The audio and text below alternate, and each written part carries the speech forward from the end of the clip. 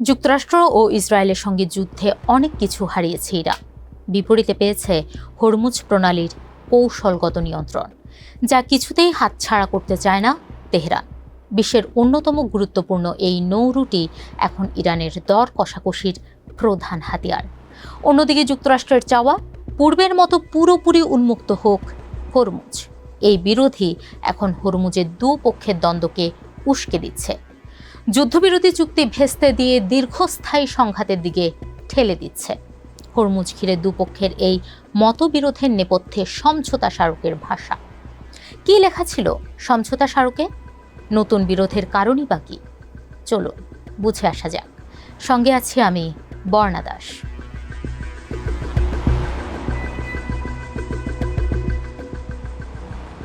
প্রয়াত সর্বোচ্চ নেতা আয়াতুল্লাহ আলী খামেনির জানাজা অনুষ্ঠানের মাঝেই ফের সংঘাতে জড়িয়েছে দুপক্ষ। এ দফায় সংঘাতের শুরুটা হয়েছে ইরানের হাত ধরে। হরমুজ প্রণালীতে ইরানের দেখানো নির্দিষ্ট পথ অনুসরণ না করায় 3টি বাণিজ্যিক জাহাজে হামলা চালিয়েছে আইআরজিসি, যার জবাবে দক্ষিণ ইরানের বিভিন্ন স্থানে বিমান হামলা চালায় যুক্তরাষ্ট্র। পাল্টা জবাবে মধ্যপ্রাচ্যের মার্কিন ঘাঁটিতে হামলা চালায় তেহরান। এর জেরে দুদেশের মধ্যে হওয়া যুদ্ধবিরতি চুক্তি ও সমঝোতা স্মারক বাতিল করে দেন মার্কিন প্রেসিডেন্ট ডোনাল্ড ট্রাম্প। এরপর ফের দুপক্ষের মধ্যে হামলা হয়েছে, আর এই নতুন বিরোধের কেন্দ্রবিন্দুতে রয়েছে ওই সমঝোতা স্মারকের ভাষা।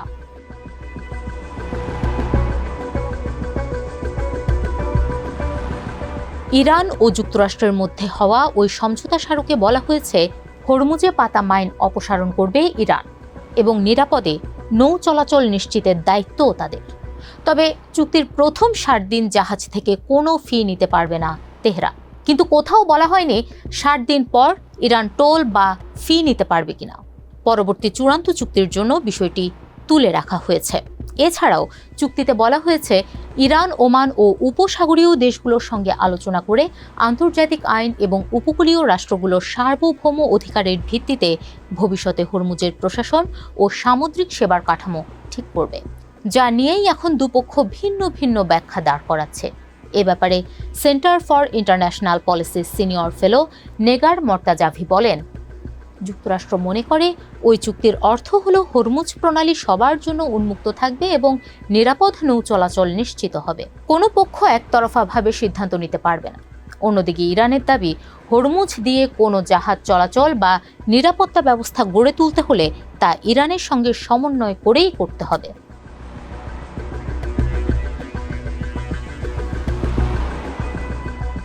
ইরানের অভিযোগ, অনেক জাহাজ ওমান উপকূল ঘেঁষে এমন একটি রুট ব্যবহার করছে যা ইরানের সঙ্গে সমন্বয় না করেই তৈরি করা হয়েছে, যা তাদের দৃষ্টিতে সমঝোতা স্মারকের সরাসরি লঙ্ঘন।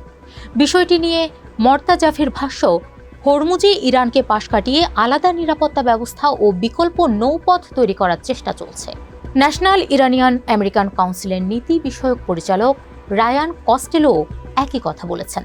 তার ভাষ্য, যুক্তরাষ্ট্র আলাদা একটি ট্রানজিট রুট চালু করতে চাইছে।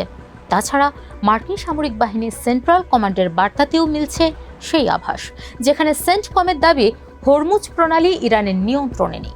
ইরানের সমস্যার জায়গাটা এখানে। যুদ্ধে কৌশলগত সম্পদ হিসেবে পাওয়া হরমুজ থেকে বিপুল পরিমাণ টোল আদায় করতে চায় তারা। তাছাড়া ভবিষ্যতে যুক্তরাষ্ট্র বা ইসরায়েলি আগ্রাসন মোকাবেলার জন্য এটি তাদের অত্যন্ত গুরুত্বপূর্ণ হাতিয়ার, যার প্রমাণ মেলে সর্বোচ্চ নেতা হিসেবে দেওয়া মুস্তফা খামেনির প্রথম বক্তব্যেও, যেখানে তিনি বলেন, হরমুজ প্রণালী বন্ধ করার ক্ষমতা অবশ্যই ধরে রাখবে ইরান। এমন মনোভাবের কারণ সম্পর্কে রায়ান কস্টেলোরের ভাষ্য, ইরানে অনেকেই মনে করেন হরমুজের নিয়ন্ত্রণ এখন তাদের সবচেয়ে বড় কৌশলগত সম্পদ। যুক্তরাষ্ট্র যদি এই নিয়ন্ত্রণ দুর্বল করে দিতে পারে, তাহলে ভবিষ্যতে ইরানের দর কষাকষির ক্ষমতা এবং প্রতিরোধ সক্ষমতা দুটোই কমে যাবে। এমনকি পারমাণবিক কর্মসূচির চেয়েও এখন ইরানিদের কাছে হরমুজের গুরুত্ব বেশি।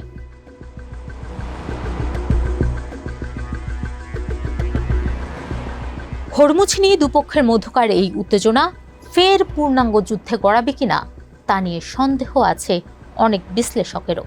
কেননা যুদ্ধের আজ ইতোমধ্যেই টের পেয়েছে মার্কিনিরা। $3 কম মূল্যের পেট্রোল $4 বেশি দামে কিনতে হয়েছে তাদের। বেড়েছে মূল্যস্ফীতিও, যা মার্কিনীদের ট্রাম্প প্রশাসনের বিরুদ্ধে ক্ষুব্ধ করে তুলেছে, যে কারণে যুদ্ধ বন্ধ করতে একরকম বাধ্যই হয়েছিলেন ট্রাম্প। জানিয়ে তিনি বলেন, জনমতের চাপ না থাকলে যুদ্ধ আরও দীর্ঘায়িত করা যেত এবং ইরানের তেল দখল করতে পারতাম, কিন্তু দীর্ঘ যুদ্ধ চালিয়ে যাওয়ার মতো ধৈর্য আমেরিকানদের নেই। তাছাড়া যুদ্ধের সময় ব্যবহার করা ওয়াশিংটনের কৌশলগত তেলের মজুতও দ্রুতই কমে যাচ্ছে। এর বাইরে আগামী নভেম্বরেই কংগ্রেসের মধ্যবর্তী নির্বাচনের বিষয়টিও মাথায় রাখতে হচ্ছে ট্রাম্পকে। অন্যদিকে লাগামহীন মূল্যস্ফীতি, দুর্বল অর্থনীতিতে সরকার বিরোধী আন্দোলনের আশঙ্কার মধ্যে রয়েছে ইরানও। তাই দীর্ঘস্থায়ী যুদ্ধ হয়তো চাইবে না কোনো পক্ষই। তাই বর্তমানে দুপক্ষের মধ্যকার চলা এই সংঘাতে যতটা না সামরিক লড়াই, তার চেয়ে বেশি হরমুজ নিয়ে সমঝোতা স্মারকের ব্যাখ্যা ও বাস্তব প্রয়োগের লড়াই।